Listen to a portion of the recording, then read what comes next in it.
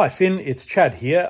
Thanks for your questions that you sent me via email. Hope you don't mind, but I've decided to do them as a video because it's a lot quicker and easier for me to do this and to expand and explain in this way. And that way I can also post it to YouTube and anyone else who is interested can get the benefit of the answer as well. So I take it that you're asking generally about my career and role in the industry, which is broadly game development. But I should clarify what I actually do. My main day job, that's 4 days a week, is that I work for a place called the Academy of Interactive Entertainment. So I'm actually a trainer there. I'm a teacher in the game development industry. So I'm in the education side of the industry, I guess you could say. And what I teach is a third year, so a graduate diploma in games business. So what that means is students will study for 2 years and do their diploma and advanced diploma in one of the three game disciplines. That's programming, design and production, or art and animation. And then if they want to, in their third year, they will then come and study with me and learn about games business.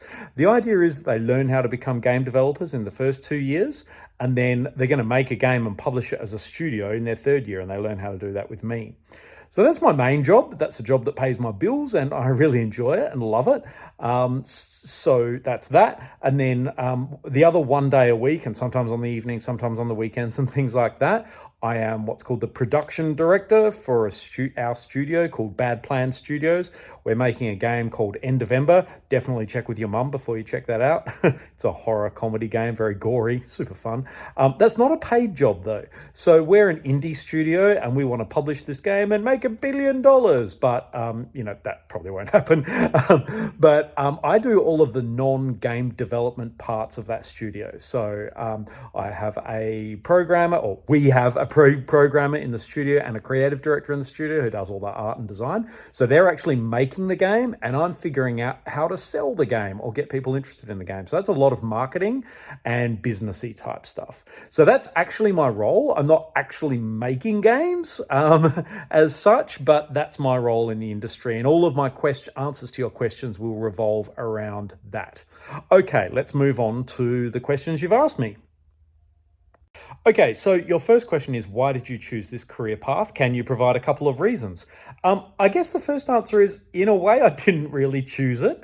It's not like I went out and decided to do the thing that I'm going to do after school or something, because I'm pretty old, you can tell from my grey beard, and I've done lots of other things before this. So in a way, it's like, I didn't choose this life chose me.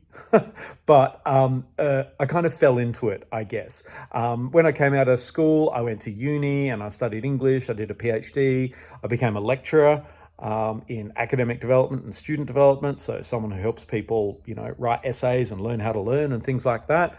And then I got into business. I started my first business, Game Truck Australia, learned more about business, started teaching in leadership because of that. Because of that business experience, but then also my academic background. And then I was always interested in games and writing about games and doing research about games and educational technology.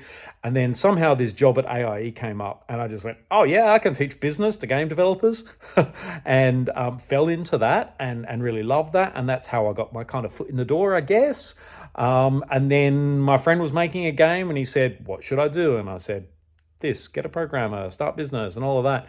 And so we formed a studio together. So in a way, I didn't choose this career. And so, I guess if you're in year 11, you're thinking about the decisions that you're making and how they lead to career outcomes and things like that, which is very valid because you've got big decisions ahead of you. But also keep in mind that there's always many different ways to get to a place. And in game dev in particular, lots of people come from lots of different places and find themselves in game dev. So it's not necessarily a career where people go A, B, C to get to where they want to.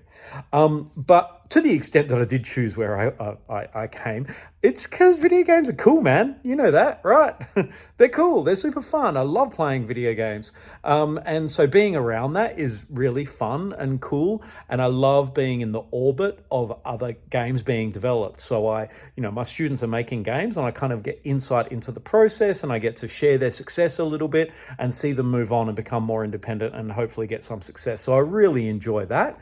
But the other thing is that game development is a very interesting and weird thing.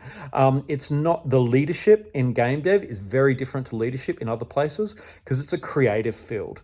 And game dev is so interesting to me because it's creative and technical. So you have a lot of technology involved, computers and art and programming and all of that. So in one way, it's very structured and very logical and very systematic and scientific, but it's also creative because games are a creative product. So it's very also very right-brained as well, as opposed to left-brained being technical and technological. So those two things make it a very interesting place to be.